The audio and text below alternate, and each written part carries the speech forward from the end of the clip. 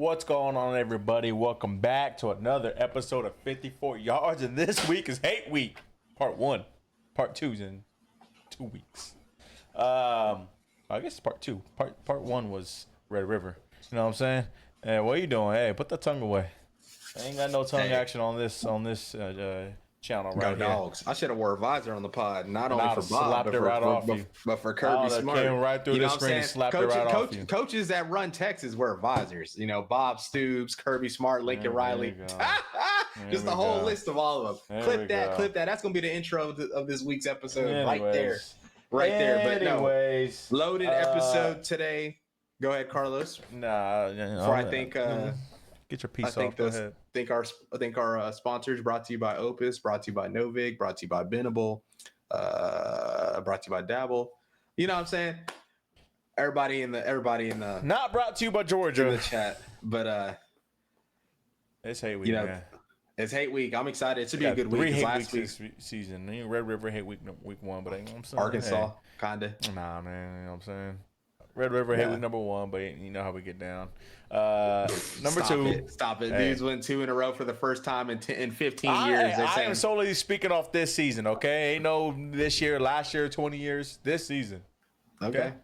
Valid. No, we get down. Hate Week number 2. Currently in. Georgia Bulldogs. Hate Week number 3. The little brother's coming to town. But we got to talk about the present. The damn Georgia Bulldogs. Boy, gonna break his mic. And it just sucks because, like, I know we're gonna lose. Well, hold on. Before you go into that, okay. What are the keys to the matchup for Texas? Like, what do you guys need to do? It's the key for every matchup when you play Georgia. To win this game. If you want to beat Georgia, you have to get on them early and just keep staying ahead. And at this point, it's looking like you just got to milk the clock, to be honest with you. You have to be in control of the clock because we saw it against Tennessee. We saw it against Ole Miss. And we almost saw it against Bama or that game. I can't remember that game. Yeah, I mean, they had came back because Bama, like, got up on them early. But even in that game, I think Georgia still had, like, 200 rushing yards as an offense. So, like... Come halftime, If you're not, I mean, even if you are winning by a lot, because we saw it come Tennessee and we saw it come Georgia. I mean, Ole Miss. Mm-hmm. You have to be able to make adjustments with them. Like, you have to. That's the only way you beat Georgia. They make great adjustments going into the second half, and that's why they win their games. That's why they always come from behind and win. You have to be able to make these adjustments. That's the biggest key to beating Georgia in general, not even for our game, in general. Have to get them early, have to be able to make adjustments as good as them in the second half. When you have a great, coach and coaching staff like Kirby Smart, they're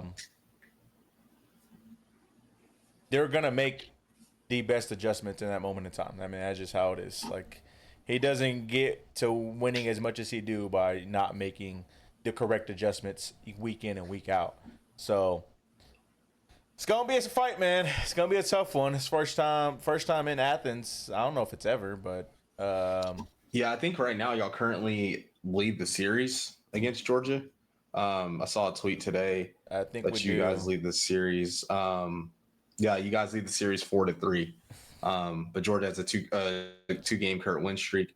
Historically, obviously, y'all are a better program than them as well. But obviously today. Recently, Georgia, really the last 10 years, they've been the kind of the standard in college football. And, I think, I was looking at some stats, like you guys, for the most part, match up pretty well, especially with what Georgia's really good at offensively is running the ball. They're like 24th in the country. You guys coming to number 2 on defense. And then offensively, they're 60th in pass defense, pass offense. Y'all are 96 in pass offense. So, that's kind of something to look out for. They don't really turn the ball over. But, for the most part, it's really going to come down to what they want to do. They love running the football. They're going to do it no matter what. Like, even if they're not getting yards, they're going to just try to, like a boxing fight. They're just going to keep swinging until eventually they start popping a couple of those runs. Yep. And Not sure if that's going to work against y'all because you guys have been pretty stout against the run. But there It was has been really some just a Florida games. game.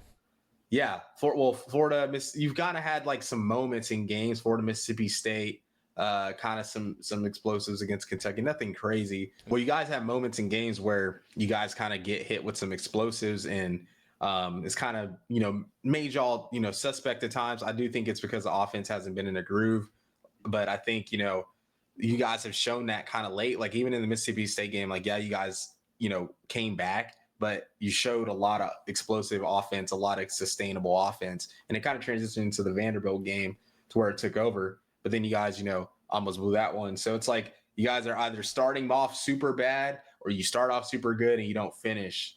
And a kind of similar story with Georgia this year in a lot of games. They'll either start off super good and not look kind of great the rest of the way, or they don't start off hot at all. And then they, like you were saying earlier, in the second half, the whole team makes adjustments and they end up finding a way to win the game. So I'm excited to see. One key stat that I wanted to bring to your attention was I think Georgia is like pretty bad in like getting after the passer this year, which is something you don't really see. They just got like their.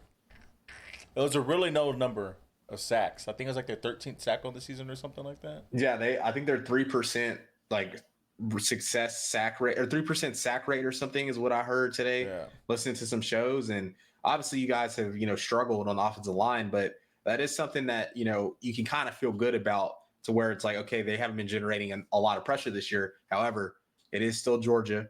They still have Kirby Smart, and they still have like guys that can do that. Maybe they have saved it all for this game or later on in the year. But yeah, I thought that was interesting because I was like, okay, well, that makes you feel a little good. I mean, and that could be the difference maker of the game. We're the number one team in the country when it comes to sacks, and they are a team that just doesn't get after it. So if you can get after them and get to the quarterback and force those long down distances, that could be a difference in the ball game as well. Yeah, I agree. I was gonna ask you: is there a way to look up like how many snaps our defense has been on the field all season? Yeah, I'm sure it's counted somewhere. Like you could probably find it, like defensive versus like the national average college snaps. I'm sure it's still not that high. I thought we've been on there a lot. Even for like easy games, we're still on there a lot. Mm-hmm. Let's see.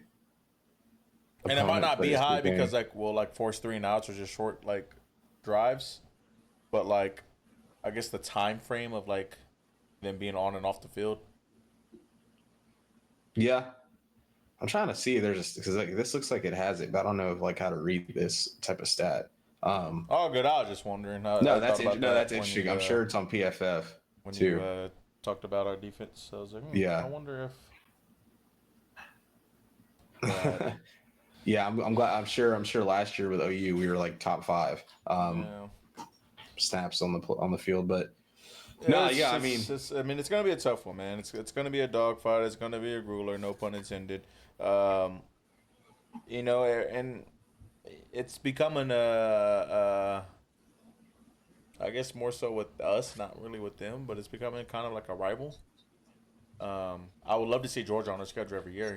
I feel like that's a game that a lot of fans would want to see.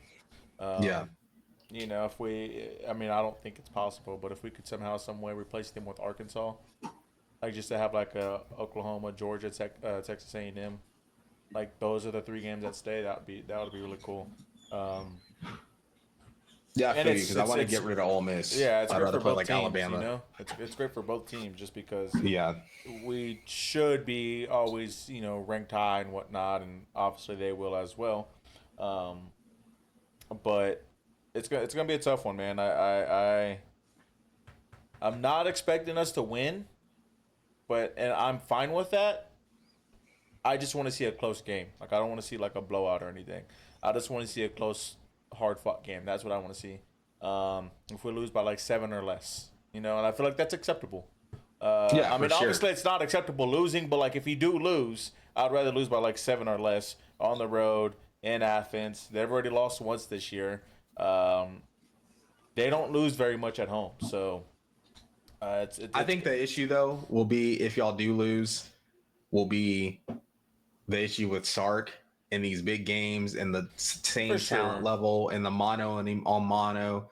And he had like if y'all lose, he'll be what 0-3 against Kirby. He's 0-2 against DeBoer. Yeah, I know one was a bowl game and one was obviously a playoff game, but these are still the coaches that are on the same let's say level as him Ryan right Day now. 0-2. Ryan Day 0-2. So if you look at it like that, I think a lot of the fans, especially from expectations of what Texas was supposed to be this year and not, getting that done per se. Obviously, I think honestly, like even if you guys, but okay, even if we lose this game, we beat Arkansas, we beat A&M, they're not going to complain. If y'all split, well, I think if y'all split, I still think there's a really good chance you guys go to the playoff. If you just split.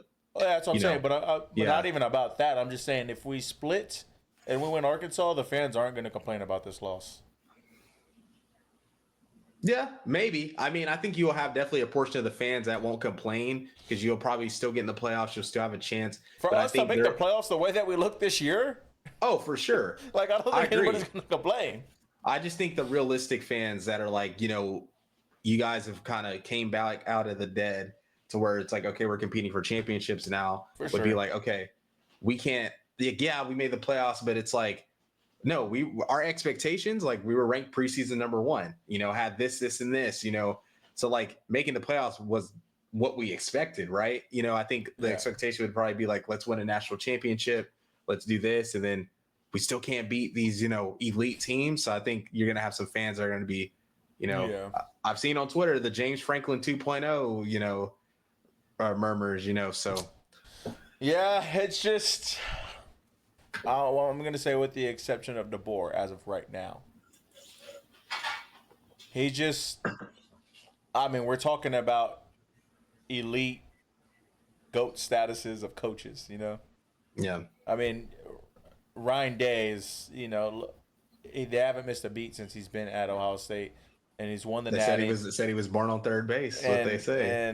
And he has the potential to go back to back, right? Yeah, first time since Georgia. Yeah, and then two, you got Kirby Smart, who's built a dynasty with Georgia, really. Yeah. And it's there's still levels to coaching, We're talking about two upper echelon coaches. I don't think Sark's an upper echelon coach, but I think he's a great coach. I agree. So that's the issue there is you're talking about two upper echelon coaches who are in a class of their own, who are with the Nick Sabans,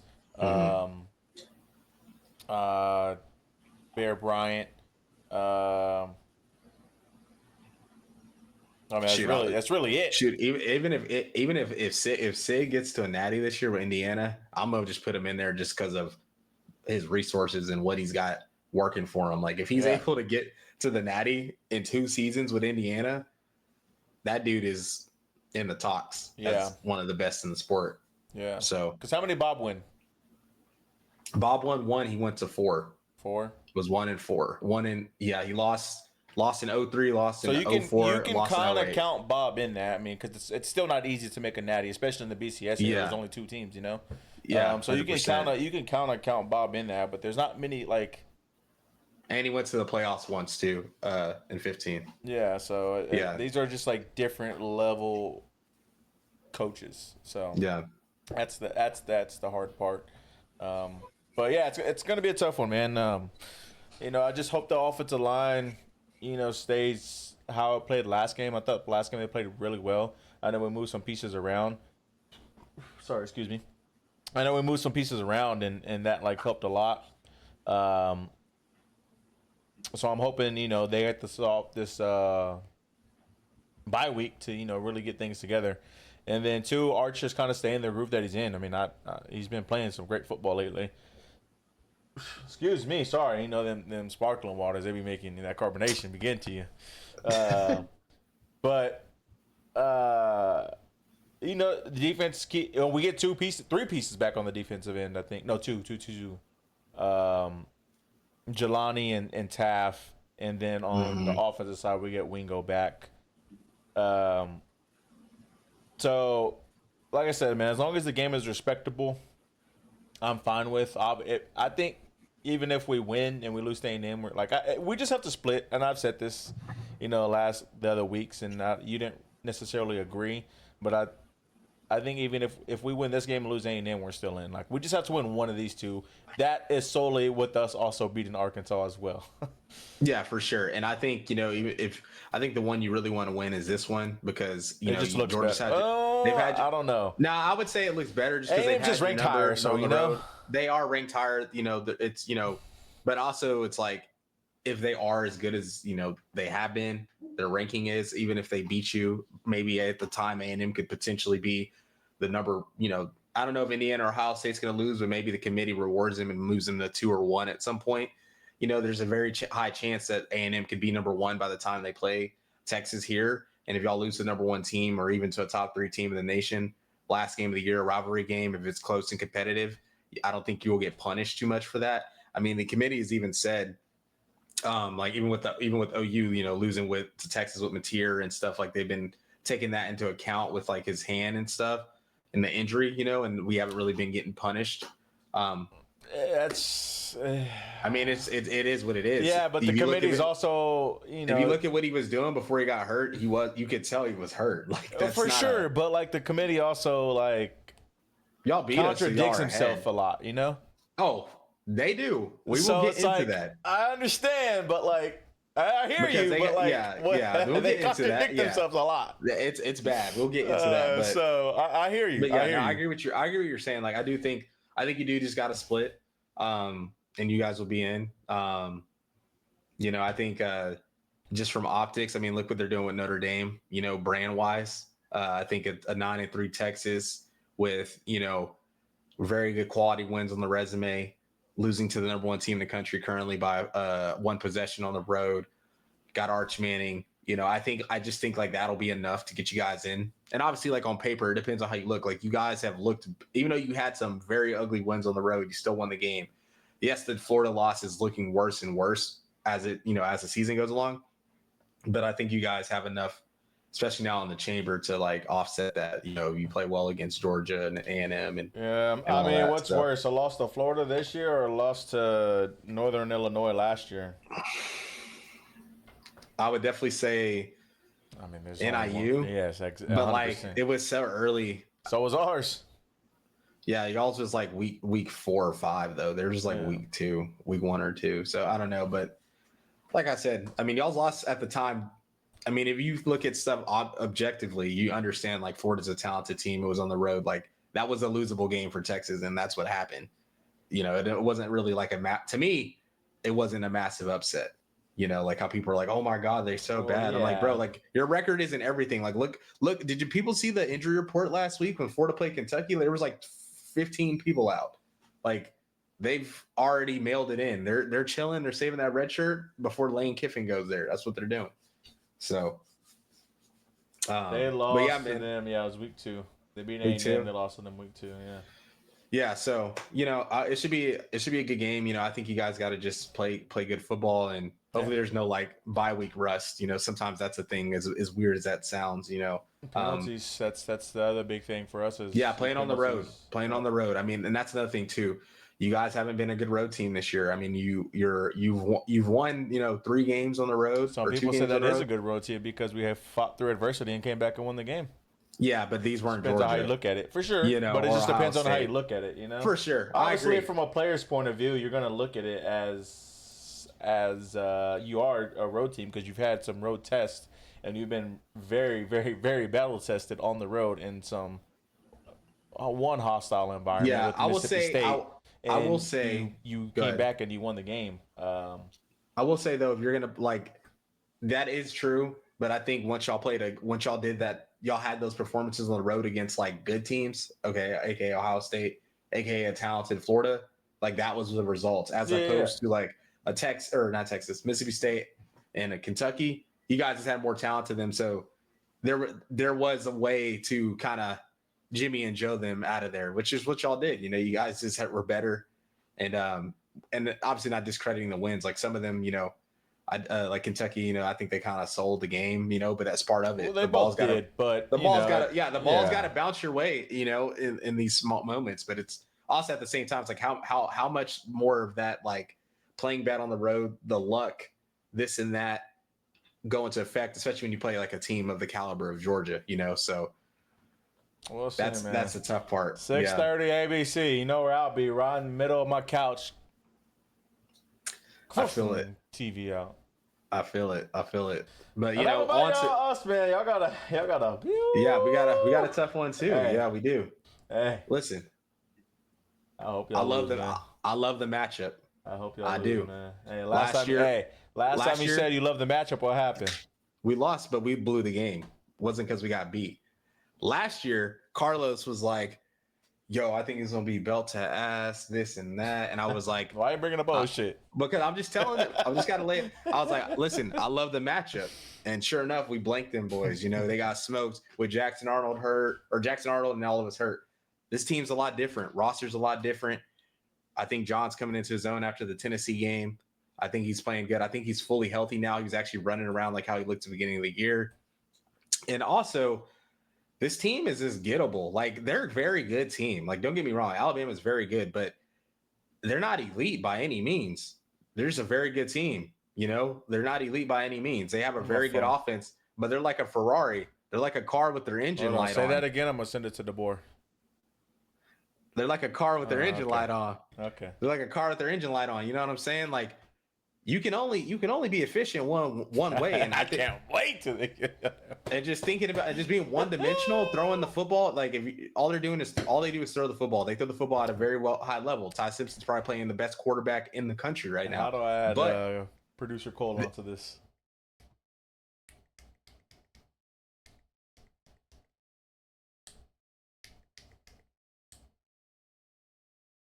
What'd you do? I said, how do I add producer Cole onto this? And then I just went black. It went black. My fault. Go get your spill off, King. Come on. But listen. They're very talented, but I like the matchup. I think we can get out. Their offensive line, as good as it looks, is a weird blend of guys right now. It looks like they have a lot of guys Saban era that would just maul people off the football. And it also looks like they have a lot of the guys from the DeBoer era who are like super athletic, run around, things like that. And I feel like that's what's been their struggles in the run game because they can't find something that works with all five guys. You got different types of body types on the offensive line, this and that nature. Ryan Williams, obviously very, very good receiver. He's not the best receiver on the team. It's Jermani Bernard this year. He's super versatile. He's hard to tackle. I mean, it takes so many guys to tackle him.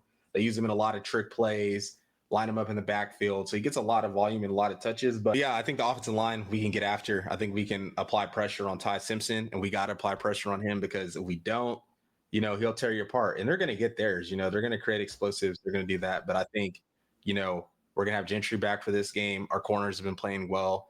And I think our safeties are playing some of their better football. And I just like the matchup. I think we can defend this team pretty well. Offensively, it's nothing crazier from Ole Miss or Tennessee. They're all like on the same level. I would even say Tennessee and Ole Miss statistically are better offenses than them because they have a little bit more of a running element to their teams. Obviously, Ty Simpson is the better QB. I'd probably say Bama has better receivers. Maybe, though. Tennessee kind of got some guys, too. So, outside of that, I like the matchup. And then offensively, I think we can move these guys off the football. We did it last year, and we weren't even nowhere near as healthy. I think we'll be able to run the ball. Their corners are pretty good. Their safeties are pretty good. But you can create explosive plays on them. The thing that makes Alabama's defenses so good is they create a lot of turnovers. I think they're like number one in turnovers. They are. I think it's something like that. Yeah, I would say top five. Top five. So this team is really good at turning the ball over. So we got to hold on to the ball. And honestly, the games we've lost are the games we've turned the ball over. We've Ole Miss, punt return, fumble, Texas, you throw the couple picks, right? So if we can play clean and kind of how Mateer played against South Carolina, kind of manage the game, lean on the run game, I think, we got a good chance. And I like special teams. We got to make some kicks and stuff. Like, those are big parts of the game. And we got a weapon, clearly. Like, we get, past the 40, I feel good about us getting points on those drives. So, and I feel like we can do that consistently against this team. So I like the matchup, man. It's a massive game. I mean, we've been in playoff mode since we lost to really to Texas, if you want to say, but really the Ole Miss, had to beat Tennessee, had to beat, Tennessee, and we got to beat Bama. So it's not like, I think a lot of people are like, oh my God, they see Alabama, this and that. But I'm like, if you look at the rosters,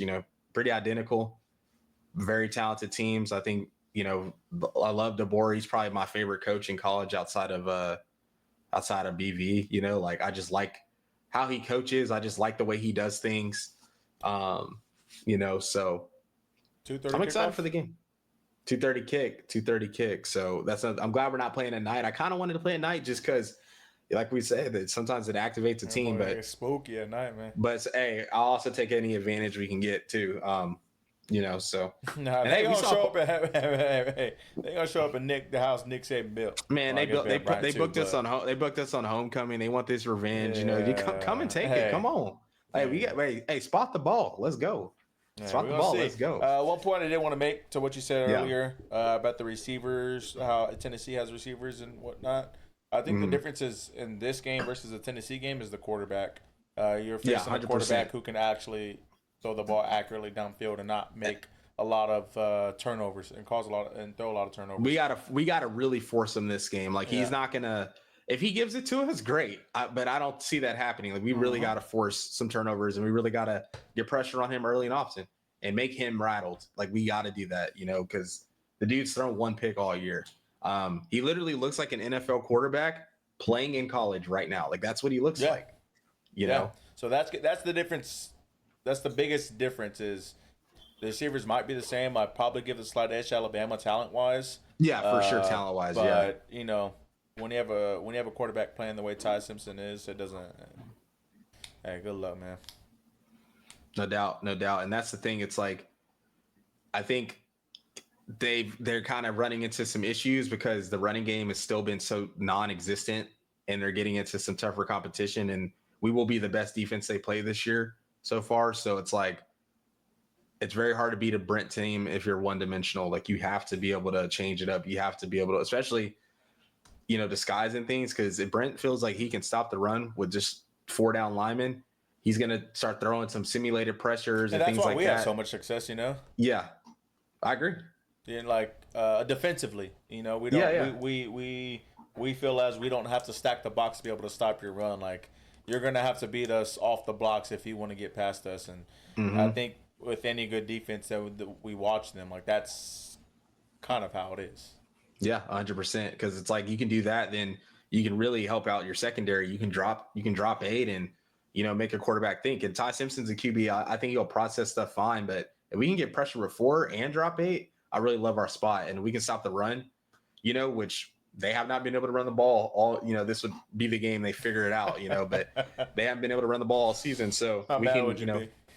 I'd be upset, because it'd be like, of course, this is our luck. But hey, for them, hopefully, this is the game where Mateer gets back to throwing bombs. Yeah. So. Well, the other thing you said too. You think he's gotten back in his groove since the Tennessee game. The Tennessee game, he didn't really play that great.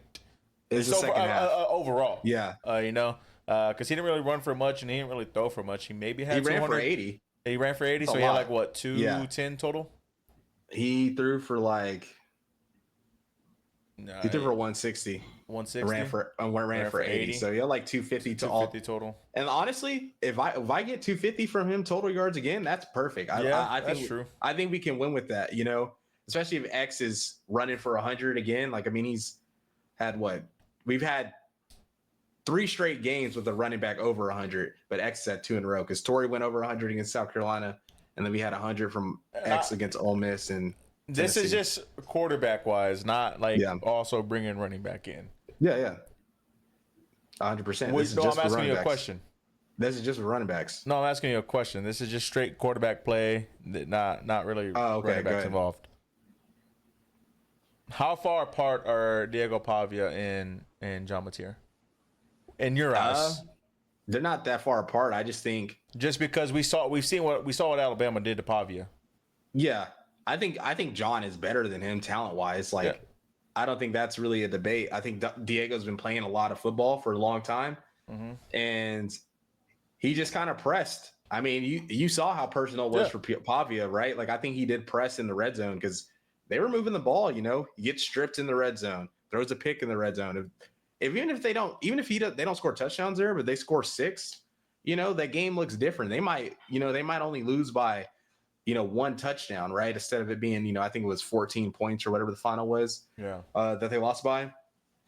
But I think John has better talent around him than Pavia has, so that kind of like evens that out. Obviously, I know Diego's been, you know, insane this season, but I think the John we saw the first 5 games of the year, and everybody's like, oh, competition ramped up. Yeah, it did, but against Michigan and against Auburn, who were very good defenses, he still was highly productive against them.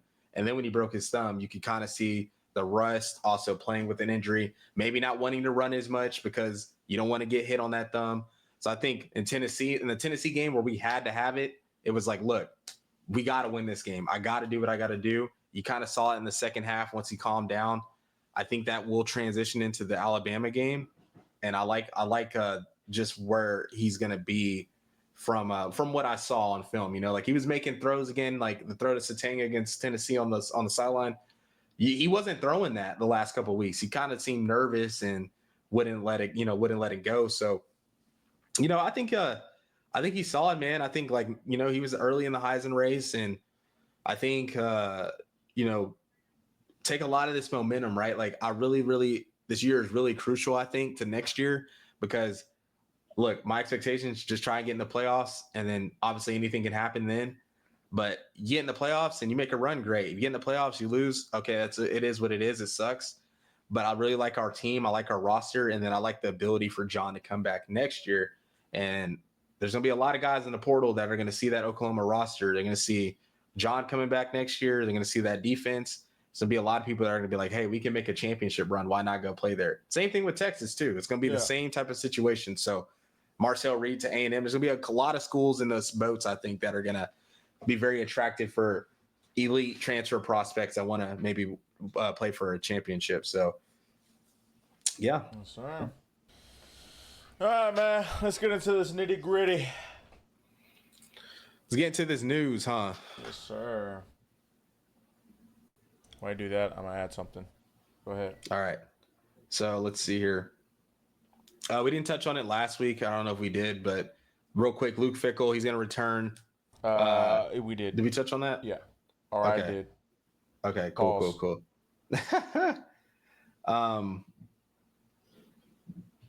Yeah, so, you know, this can kind of go into the playoff discussion, but, you know, there's a good chance that the Big 12 and ACC are one bid leagues, and the SEC gets 6. And, you know, the playoff rankings came out last night, and, you know, wasn't too much movement, right, in the rankings besides BYU falling to 12. But Notre Dame, you know, they stay in at 9, you know, and you got Notre Dame at 9, who their best win is USC, right? You got Oklahoma and Texas in there right behind them. And then you also got, and then, so like this is my issue. They got Texas barely ahead of Oklahoma because of head-to-head, right? But then they got Miami, who has the same amount of losses as Notre Dame, at 15, and Notre Dame's at 9. And everyone's like, oh, Notre Dame's on this 6-game win streak. Miami just lost recently. And that game they played week 1. Okay, yeah, those are all logical points. But if you're gonna value this so-called head-to-head, like, would you not? And I hate it because it's like, oh, well, it's when you lose. So when you lose is how you get ranked. So I'm like, yeah, it kind of makes sense. But at the same time, like, if this head-to-head thing matters, then why is Miami not ranked ahead of Notre Dame if it matters so much? Because it's like, I look at it like this. If Miami and Notre Dame at the end of the season both have the same record, are both fighting for the at-large bid playoff spot, then Miami would have to go, right? Like, there would be no way in that scenario, in that case, that they would not send Miami over Notre Dame if they had the same exact record for the last spot. And if the committee did that, then it would just be all a lie. The criteria would be all a lie. Like, I don't know what I'd believe, because this is not what you should be doing. But, you know, Notre Dame is severely overrated. And of Notre Dame's 7 wins, 3 come against the last place team in the ACC, Big Ten, and SEC. Boston College, Purdue, and Arkansas. Teams that are combined 0-18 in league play and 5-24 overall. Only two of those five teams have won a game against FBS team. Yeah, man, it's not looking good, right? And then, that brings me to another point real quick. I'm kind of going to bounce around all over the place just because this stuff's everywhere. But like the ACC, I put a graphic in there, like their standings, right? You got Georgia Tech, who is, 5-1 in conference. Virginia is 5-1 in conference. Pitt is 5-1 in conference. SMU's 5-1 in conference. Duke's 4-1. Louisville's 4-2, and then Miami is 3-2. But the crazy part is Duke is 4-1 in conference, but they have a 5-4 record. There is a chance to where Duke could go win the ACC with a potential 7-5 record because of tiebreakers and stuff like that. Like they could still lose, I feel like, another conference game, then win out somehow get into the conference championship, go to the conference championship, win the conference, and then they'd be 8-5 in a playoff spot at large.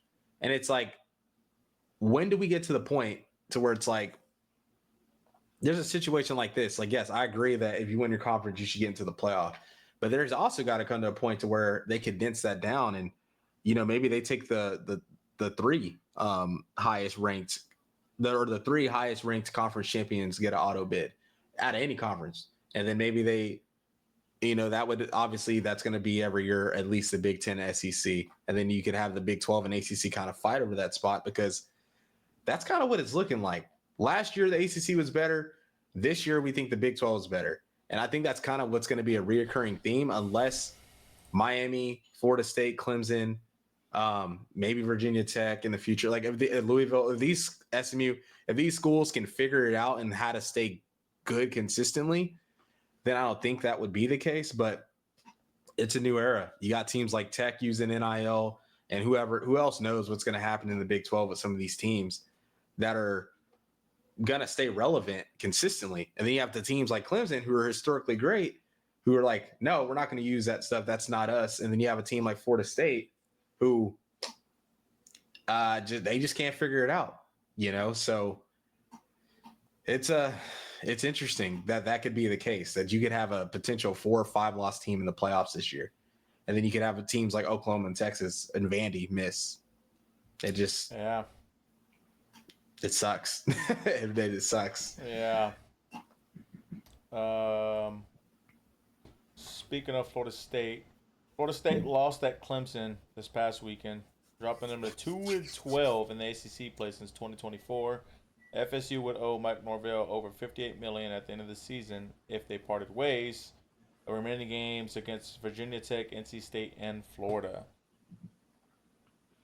That Florida game would be interesting. Yeah, especially because it's the end of the year, and it's you very lost to possible. Miami. Yeah, and Miami, like in state. Is that the only team they played in state? I was about to check. Yeah, because USF beat Florida, and they played for Miami, but lost. Yeah, so you already lost to Miami. And right now, if you're a recruit, it's still Florida State, but right now, you're Florida State and Florida are looking like the two flagship schools. Bo Bentley, is that his name? Bo Bentley, who? The dude that went to Florida State? Well, we got Bo Bentley. We what's his name? Jaden O'Neal decommitted and committed to Florida State, but also no, the one that's currently there right now. What's his name? Kevin Sperry. Was the one that was committed to OU as well. And it's funny, he decommitted from Oklahoma because Jaden O'Neal committed to Oklahoma. Now Jaden O'Neal decommitted from Oklahoma and following Kevin, they're going to the same school he's going to be at. So that's a little interesting recruiting lore for y'all. But yeah, bro, it's not looking good, man. Like they got to make a decision and they got to do it fast because Florida fired their coach, and I feel like that school is operating on vibes. They're like, we win, we win. If we lose, whatever. We know we're about to get somebody elite. Like that's kind of what you're feeling from that program. Yeah. Florida State, it's like, I saw this crazy graphic today. It was like Clemson's record, Oregon State's record, and Florida State's record, all before DJ Uiagalelei got there. They were all like 10-win programs the year before. And then after the years, you didn't think to send that one to me? Dude, I forgot. Oh, it was funny as hell. I might have Bro, liked it or something on that's Twitter, but I knew he was horrible, but that horrible? that That like boy put the programs into death mode. I mean, that's really what he did with Florida State. It's actually tragic. I mean, yeah, and it just sucked because like he looked so promising against Notre Dame, and then I don't know what happened. That boy was on QB1, like I don't know. He just didn't pan out, Yeah. and it's not looking the same thing for Florida State. Like they gotta pay this buyout money. It's a lot of money. 58 million. It's a lot of bread. Yeah. Lots of bread. Mm-hmm. Um, this is an interesting one. We can talk about this one. So LSU fired Brian Kelly, supposedly. That's what it was said, Yep. right? Yep. But now it's to the point where they didn't really fire him. Is that what I'm understanding? No, they still fired him, Okay. but now they're trying to fire him for cause, so they Okay. don't have to pay, the buyout or as much of the buyout, because if they can fire him for cause, rather him breaching something in his contract or something of that nature, then they can fire him for cause, and the buyout comes down tremendously. I don't know how And much. for cause, is that like being a bad coach? Is that for cause? Nah, Or for just probably cause of like him it, going I to the think beach and not. I think it'd be like not doing your job, or like just doing stuff that is negligence. I mean, he did get that kid killed. Like there's certain things, right, that he just like there's this. Maybe that's what they're trying to use against him to get him fired, to get him out of there. Okay. Well, he's already fired, but like help their case out to where they're not having to pay the buyout. But look, I understand it. I respect it, especially if you're a school that's already spent a lot of money in the portal. You're going to have to fire this coach. You're going to have to go get another coach and staff, potentially roster, because you're going to have people leave and enter the portal and things of that nature. Yeah. My issue is now at LSU, this job is always talked about. If it opens up, it's going to be the hottest job. It's one of the best jobs in college football. In Louisiana, got players in your backyard. All this is true. But I was just about to ask you that. if the administration is as bad as it's looking like, what you got the governor making videos and this and that, a lot of this sounds like what people think Texas, is or was in the past. Too many cooks in the kitchen, too many people pulling strings, too many people with influence wanting to make decisions. And yeah, it's just not looking at like if I'm Lane Kiffin, maybe the job's attracted to me, but also look at my situation at Ole Miss. It's like they let him do whatever there. Then if you go to Florida, it's like maybe they let you do whatever there because they're just desperate and want to win. But also, we talk about the Florida administration all the time, coaches getting fired, this and that. But at least there's not all this nonsense going on. It's like a circus right now at LSU. It just does not look good. And yeah, it just makes the job like unattractive as a head coach, because it's like, yeah, if I go there, am I even going to have control of what I'm doing, or is it going to be like people telling me what to do? And I was reading something. I don't know if you said it or not, but they just fired their AD, and they already said their AD wasn't going to make the choice on who the next coach was. they did say that. The governor said that. Yeah, and I don't know if they said that because they knew that he was going to get fired, or they actually like believed that and like weren't actually going to let him. Yeah. I mean, maybe they didn't know, but It's just not something you say, man. it's just not a good look. Like it doesn't look good at all. I mean, it's the next guy has to be like, I don't even know. It's handpicked for sure. It's got to be Nick Saban. I feel like he's the only one that could go in a situation like that, and they would shut up. They'd just let him do his thing. Yeah, I feel like anybody. And speaking of which, this is a great take by Buddha on First and 12, because he was talking about it. Because apparently somebody at LSU was like, every coach that they were like, the coach we need needs to be a proven guy, this or that nature. And he started naming people that were not proven guys that became proven. He was like Bob Stoops, coordinator, Sark, coordinator, Dan Lanning, coordinator, Kirby Smart, coordinator. Like all these guys that become great coaches were probably like unproven guys. And there has been a very rare chance to where there's been two coaches that were good at what they like elite at what they're doing, as in winning a national title, that have went to another school and won another one. And it was Nick Saban and Urban Meyer. Like nobody else has done that. We've seen examples. We've seen like a Jimbo Fisher do it, leave. And, we haven't really seen anybody be able to replicate that, So I thought that was an interesting point because I feel like a lot of people are just like, oh, you got to get this proven guy and this and that. Like, I don't think that's always the case. Well, So, I mean, to counter that though, it's just like not the other guy that said that. How do all coaches start? That's yeah, they all start as coordinators or probably all coordinators. I wouldn't just think that they would go get like a running back coach and make him a head coach or receiver coach. very rare unless you're at unless you're like at an elite school and you're super productive. And like I guarantee you, Brian Hartline could have got a G5 job. Yeah, when he was probably. So. They all started as coordinators and obviously they worked their way up to a head coach. So it's like, I don't know. 100%. That's somebody who Brian Hartline and Will Stein, like Will Stein, I feel like he'll get a job soon too, but I feel like Brian Hartline, like we were talking about him calling plays, and obviously it's easy when you're at the school you're at, but absolutely when you have number 4. But it's like if they win a national title, I could definitely see Ryan Day leaving too, see him going to the league, because it's like, man, I just won 2 back-to-back. Like he always strikes me as an NFL guy anyway. So yeah. But I'm trying to think what other news is on here. Came out today. The NCAA has vacated 14 Michigan State wins from 2022 to 2024 season due to the participation of 3 ineligible players. That means Jonathan Smith now has 0 Big Ten wins in his tenure with the Spartans.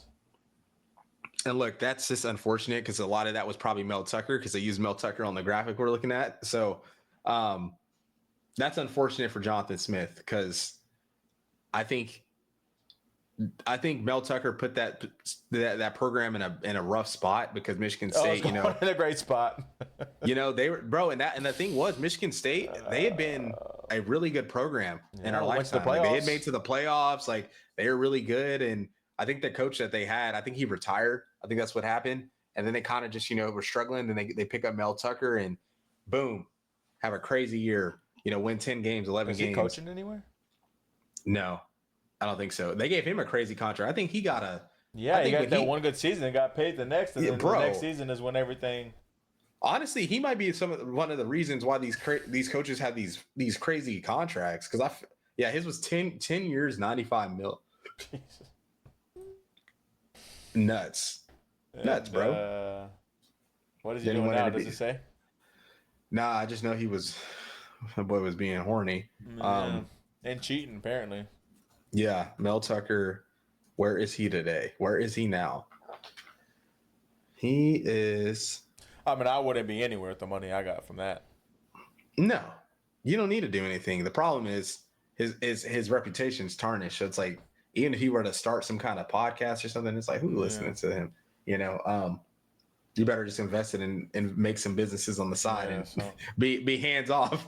But yeah, that was interesting. Look at the Rockets coach. True. I mean, true. I think his is. I think it's but way worse. Winning solves everything, I guess. Because wasn't he didn't he win a championship with Boston? The Rockets coach, or the now Rockets coach? What's his name? I don't think he won a chip with them. I think he just. I think they went. I think they might have went. Because they lost. I think that was when they lost. They lost the Warriors. Ime Duka or last ring. Something like that. Yeah, they lost to the Warriors. Yeah. So, I mean, it does, unfortunately. Yeah. Oh my gosh. But last news thing I wanted to touch on before we get into the games. What's his name? Oh, Pete Nakos put out a tweet. Five of the coaches that have been fired have had the top 10 strength of schedule this year. Florida, Billy Napier, number 1.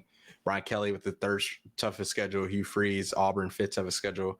Sam Pittman, Arkansas, 7th. And then James Franklin, So out of that list, you got 4 SEC coaches, you got 1 Big Ten school. Some of these firings I can kind of see as like, I don't know, like I really like the James Franklin one. Like I do think it is kind of crazy now in hindsight that he did get fired. Like I know like the loss to UCLA and a loss to No, it's Northwestern. kind of warranted. It's because it snowballed and it was warranted, and he hadn't been winning the big game and things of that nature. But I'm also like, they had been so consistent, and they just went to the semifinal, and now the playoffs expanded to where it's like maybe you don't do it this year and you have the team, you have the roster, but like you can get to the playoffs yearly. I think it's warranted just because of the roster that they had this season and how much hype they had going into the season and what they were supposed to do. Like they were supposed to they're supposed to be in the probably playoffs play in the Natty. and they're at least supposed to make it to semis. Yes, like that's the type of team they had, and I think that's why it's warranted is because it was just a complete utter failure. And you keep showing us time and time again you can't win these big games. You have a way better, not way better, but you have a more talented roster than Oregon, and Oregon went to your house and won the game. So yeah, it sucks because I don't know who's gonna get them to that much of a consistent level. But at the same time, it's like you're not winning, so time to move on. No, 100%. 100%. Yeah, man, it's tough. It's like I'm looking at everything, and like I said, there's a lot of good jobs, but it's crazy. Like that strength of schedule stuff. It looks like people are getting punished, losing their jobs and losing their salaries. But yeah, man, on to the last couple of topics. I would say we're going to touch on the games, but real quick, we went over the rankings real quick. The bracket's going to change, periodically. But, I like this, they got this little indicator right now. OU's at 33%. And then you got, George Tech and James Madison at 36%. South Florida at 40%, BYU and Texas at 45%, Notre Dame at 49%. But then you got all these other schools that are basically locks. And I'm not going to say the percentages, but Ole Miss, Tech, Oregon, Georgia, Bama, A&M, Ohio State, Indiana. Who'd you say? Who? Who'd you say? Ole Miss, Tech, Oregon. Because I said Tech. No, I didn't know if you said Notre Dame. No, I started from 81% up. Okay. Yeah. So Ole Miss, Tech, Oregon, Georgia, Alabama, A&M, Ohio State, Indiana. So all those teams are essentially locks. Even if they lose games, they're going to probably be in, with 2 losses. So, yeah, interesting times we're in. You got Tech as an 84% lock, but we're 45%. All right, and if you count down from those other teams, we're still in it. Yeah, we're still in it. I mean, I wonder how much. Y'all are out of it. Because I'm just counting 12. Oh yeah. I'm just counting like 12 teams, and we're for sure. We're still in it. For sure. But, we win this week. We'll shoot up in the 70s. We win this week. No, yeah. There's a good chance both teams win this week. I'm being dead serious. The good chance both teams match up well with their teams. Now, will they play well? That's to be determined. But the matchups are good for both teams, I think. I really do. Yeah, we'll see, man. We'll see. You already know, but we're going to run through it real quick. College football playoff rankings, the only rankings we care about.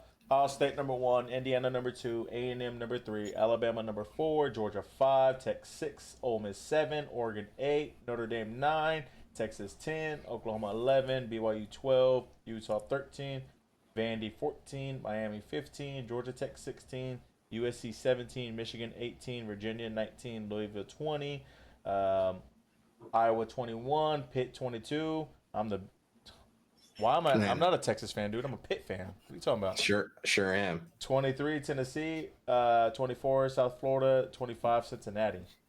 I'm a Pitt fan. I'm not even a Texas fan, man. About to wear some blue and gold, yellow. Come on, man. Nah, but go Pitt, and that'll actually take us into. I'm a Panther, okay?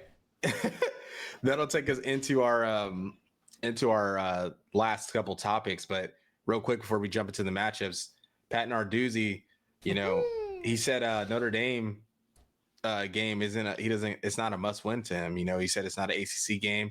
So I'm glad you brought that up. It's not an ACC game. I'd gladly get beat 103 or 110 in that game. They could put up 100 on us as long as we win the next two.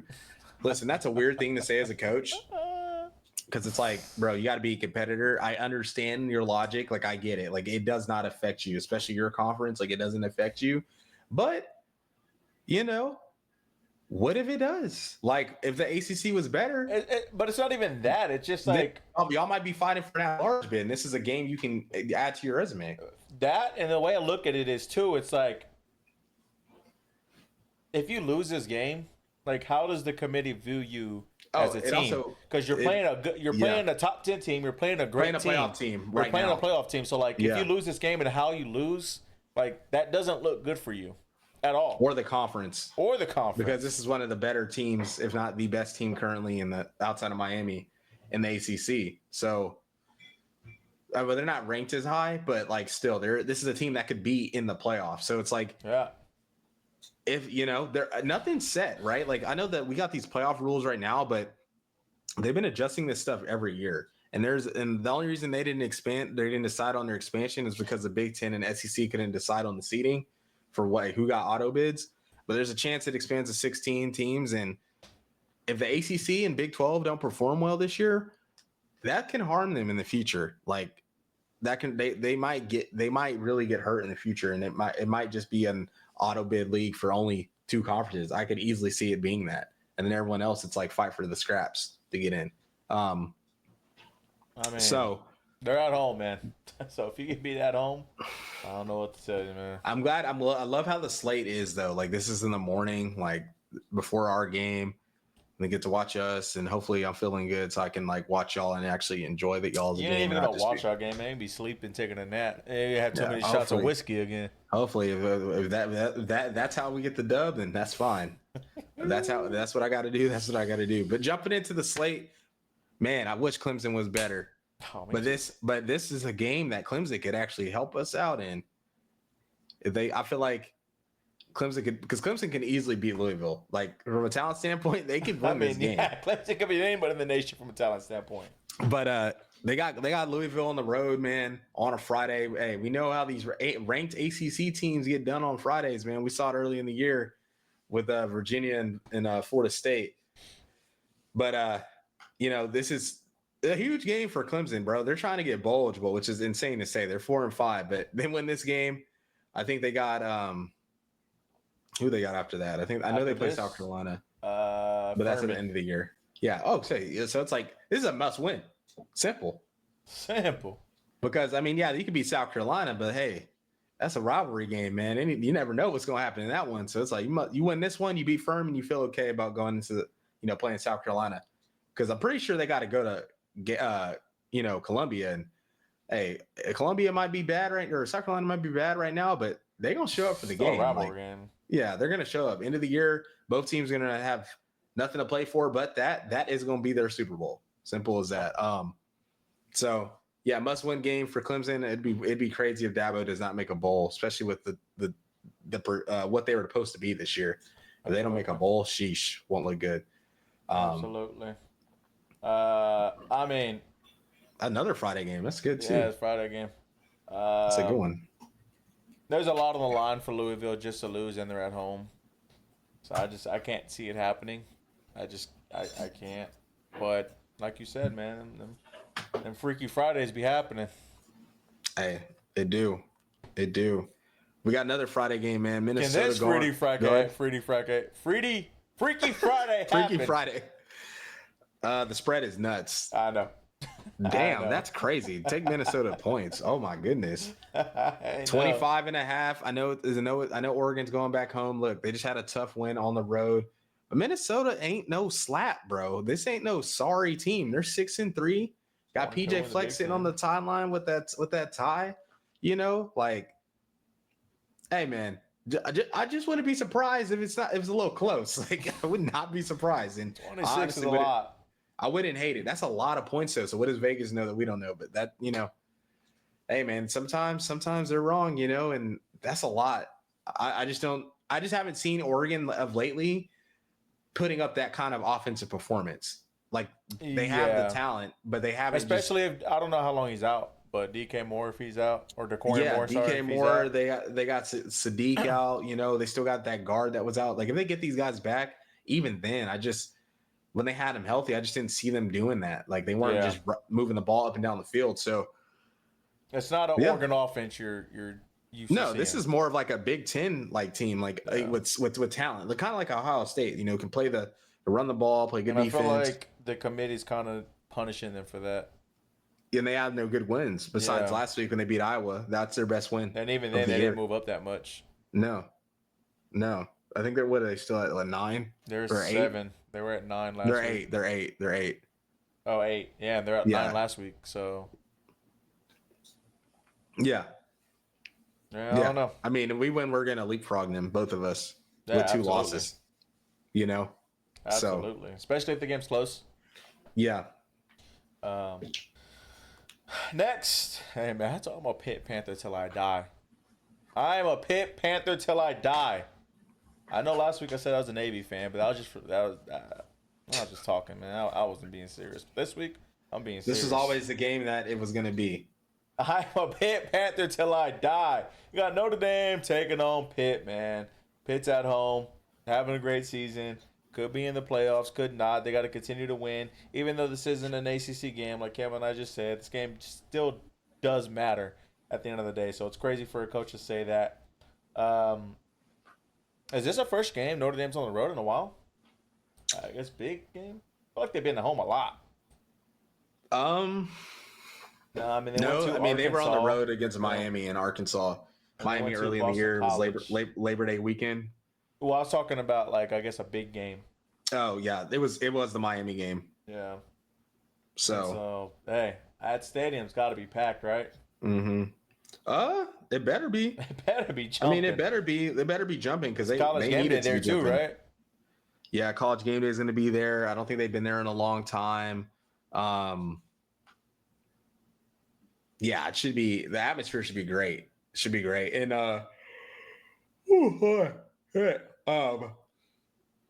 their defense is actually pretty good. 3rd in rushing yards. I was going to say this is also a big game for Notre Dame because the committee and analysts have been on Notre Dame's sack. Yeah.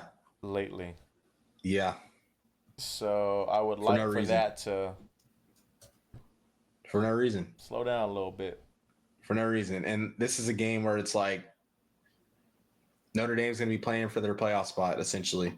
And because they win this game, they got Syracuse and Stanford. You know, Syracuse, if they didn't have the injuries and if Fran Brown and start pissing me off, I would think they would be, a team that can maybe knock these guys out. They maybe still can. I just don't see it happening. So this is really the last chance for us. And I'm not gonna lie, bro. I mean, if even if they win, if there's other candidates from the SEC that have 10-2 records, I think Notre Dame should get left out. Like you got to make a point. You got to make a point to where it's like they can't just keep skating by. They like you were saying to me via text, they need to have their hand forced. There's no reason they shouldn't be in a conference. They're like, oh, we're Notre Dame, we're this and that, bro. There is so many other traditional programs in college football that do not act like this, do not have this like independent stigma, like. Are still in a conference, still associated with other teams. They like need if to you be want it easy, just go to the ACC, bro. You already play all the teams to begin with. That's what like, just go. Honestly, I would hate it just because I feel like they'd run the conference. But I'm like, at least I would be like, oh well, they won the ACC. There's not this. I would rather than them being a conference. They still have to play a conference championship game. Like that's huge. And they'd also get a 13th data point, like you're saying, the championship game, that game where it's like, okay, they're going to play the best of the best from this conference. Maybe they play them twice. Let's see how it looks, right? But I'm like, just go to the Big Ten. It's a power conference. It's the second best one. There's a ton of rivals in there. There's going to be a ton of opportunity. That's what they need to do, bro. It would be great for the sport. Great. Awesome. We'd love it. Notre Dame against Michigan, Ohio State, yearly USC. Like, that's beautiful. That's great for the sport. Michigan State, that's a rivalry game of theirs. You know, they play Purdue, rivalry. Indiana, you know, they're in the same state. They're just not going to do it just because of the potential of because them they're nervous. Not being great. Yeah. They're nervous. But they might do it with this equity thing. I forgot to mention that. Maybe. They might do it with that. But another 11 o'clock kickoff. Not gonna harp too much on this one. Michigan at Northwestern. Hey man, Wolverines just keep winning. They keep taking care of business. They have a chance, low key. I mean, obviously, a lot of dominoes have to fall their way, but they're like fourth in the Big Ten right now. Yeah, And they're solid, bro. say they finished 10-2. Yeah, Like with the win against Ohio State. I love it. That look good for us. I'm gonna say, but like with the win against Michigan Ohio State, they could be 10-2. Oh, for sure. And then they'd be Big Ten champions too. And they would have a loss to potential 9-3, 10-2 Oklahoma, hopefully. So wouldn't be like a bad loss for them. The other loss would be USC. But hey, USC, which we'll talk about too, they got a chance too. Yeah. A lot of these teams got a chance to win out, and a lot of them are going to cross paths. Like USC is going to play Oregon. So that's going to be like an eliminator. Come on, USC. Come on. So, nah, come on, not. Big Hawkeye fan. No, I'm talking about against Oregon. Oh, yes. I'll go for them then. Oh, wait, you're going for LR? Yes, sir. I knew you couldn't stay away, man. Next game, 2:30 ABC kickoff. We already talked about it, man. Roll Tide. That's all you got. That's all you got. No, man. Roll Tide. Listen, we're going to see. We are going to see him at 2:30 on ABC. 2:30 on ESPN2. Actually, a huge game. This is an eliminator. It's really massive. For kind of both teams here. Virginia is going to Duke. They're both one loss in conference. Yeah, both of them have lost in conference, and Duke does play very well at home. So this will be their favorite too. Yeah, this will be an interesting game. I'm interested to see how this one's going to play out. I would love for Duke to win here, just because I love to see the chaos unfold. But That'd just be since ugly. it's inevitable at some point, we're going to get screwed. Not Texas, but just college football fans in general. It would be cool to see a 4-loss team in the playoff. Like, that would just piss so many people off. So maybe that makes them change some stuff. It'll make some adjustments, hopefully. Yeah, man. I want Virginia to go or to win this game just because it's like they have never been good, really. So the fact they're even in this position being talked about in November is a massive testament to their season they're having. And this is a tough game. You know, Duke, same thing though. Duke as well. That Duke has gotten good recently, like to competitive. You know, to where we're like, oh, this is like they're not sorry. Like you see Duke, you're like, oh, they're not. This is not like a pushover game. But yeah, man, the ACC. This is there's a lot of teams with the similar records at the top, and it's about to get real dicey. There's about to be some teams losing, and you know, and that's what Miami needs. Honestly, they need chaos. You know, for their chances to get in. No. I'm just saying that's what they're going to need. So. But speaking of Miami, 2:30 ESPN, NC State at Miami, which is it's another game Miami could lose. Very losable. If it was there at NC State, I might even, go with NC State all the way. But 15 and a half, I think it's a lot. I like NC State. I like how they're playing. They're a competitive team, salty team, play good defense, got a good offense. Like Miami has shown that. I mean, they already lost at home this year to Louisville, and they're not, just this elite team. What the? So, that boy Carson Beck. I'll give him some grace this week. As long as he throw for 243. I'll give him some grace this week. As long as he throw for 243 a week, I'm good with him. That's all I need. Let's hit this season long, Carson. Come on. Go ahead and talk about LR, man. That's your boy. Man, listen. Talk about a game that have completely two different types of football teams. You got USC which they have, to their credit, have acquired more of that Big Ten brand, run the football, tough defense, things of that nature. But then you got Iowa, who is just that's a game you turn on after you eat your food and you just pass out on the couch. That's the type of football they play, and respectable. But I don't really like the spot at all for Iowa here. I mean, they're going to be coming all the way to the West Coast. after playing that like kind of an emotional loss to Oregon. I mean, they had the lead with 2 minutes left to go in the game and ended up losing it. And I think that, if Iowa wins that game, you're talking about Iowa being in the potentially being in the playoffs, but it's a massive game for USC. Like they have to win this game if they want to get to the playoffs. They're sneaking around. They're one of those Big Ten teams that are kind of sneaking around, and for us SEC folk, we kind of just need these teams to beat up on each other, to be honest. Like we kind of need, teams to lose in there. So then it's like, oh, we're only taking maybe 2 out of the Big Ten. Maybe we're only taking Indiana and Ohio State. We just need some kind of chaos. We need teams to just lose, beat up on each other. Iowa beat USC, USC beat Oregon, that kind of deal. Just to give us more margin for error.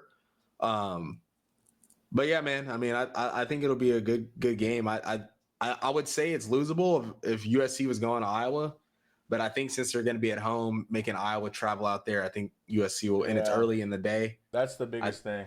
Yeah, I think they'll be okay. But if they were going there, I do not like USC when they travel, and especially to a good team that plays good at home when they travel. So,